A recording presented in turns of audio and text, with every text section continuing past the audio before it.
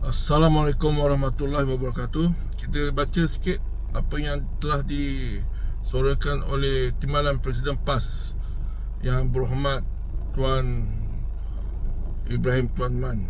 Kita tengok apa dia cakap.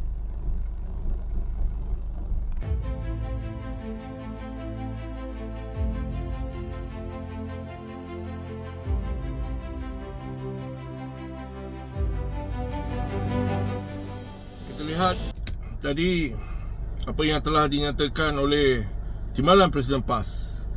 PAS akan bekerjasama dengan UMNO di PRN Johor. Saya amat gembira kerana usaha kita untuk kembalikan kuasa politik orang Melayu sepenuhnya insya-Allah akan tercapai dengan kerjasama dua parti besar Melayu ni. Memang kita tak berapa senang hati dengan UMNO sebelum ni bila berkawan dengan DAP. Tapi di Johor Bahru, di Johor, mereka mengasingkan diri daripada DAP. Walaupun ada kata-kata kononnya UMNO solo kemudian akan bersama dengan DAP.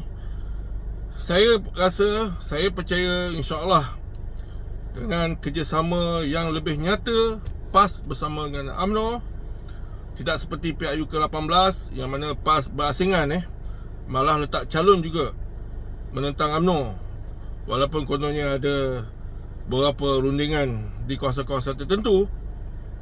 Tapi kali ini kerjasama yang amat erat. Mereka tidak meletak calon menentang satu sama lain, hanya tumpukan kepada PH.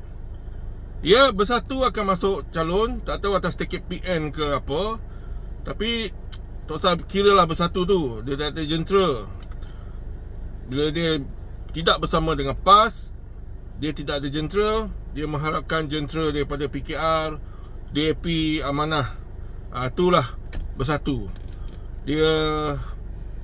Saya percaya bersatu akan banyak tempat dia akan hilang deposit di Johor, di PRN Johor.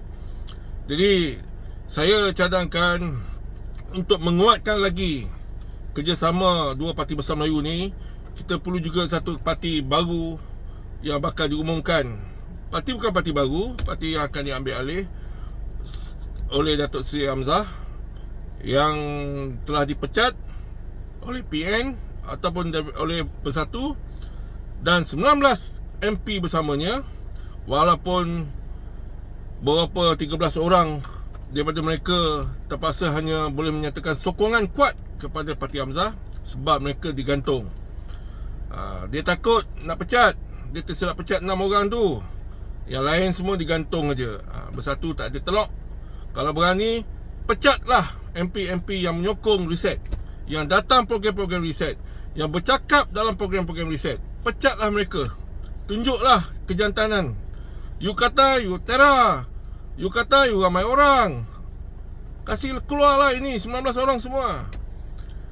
Saya dah tak ada nampak keikhlasan Bersatu untuk kepentingan Melayu dan Islam. Bakal dipimpin oleh orang yang liberal dan akan bekerjasama dengan PH. Kita tahulah, kita bukan budak kecil, kita bukan baru dalam politik ni. Marah kat saya, macam-macam kutuk saya, fitnah lah konon. Tak apalah, tengok satu hari nanti So Johor, sebagai anak Johor juga, saya menyeru orang Melayu di Johor beri kerjasama PAS, PAS, UMNO dan juga reset. Kalau reset akan letak calon, kemungkinan belum sedia lagi, dan reset akan sokong PAS dan UMNO insya-Allah demi kepentingan Melayu untuk jatuhkan Pakatan Harapan yang cuba diselamatkan kononnya oleh Bersatu. Itu saya pasti. Rakyat Johor jangan terpedaya lagi. Kita kembali kepada kuasa politik orang Melayu.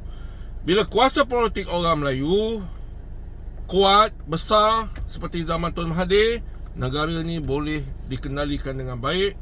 Ekonomi negara akan terus kukuh. Negara luar pun akan hormati Malaysia. Peluang kepentingan ataupun kepentingan Melayu dan Islam insya-Allah akan dijaga. Kita doakan kejayaan kerjasama PAS UMNO dan reset di negeri Johor. InsyaAllah. Assalamualaikum warahmatullahi wabarakatuh.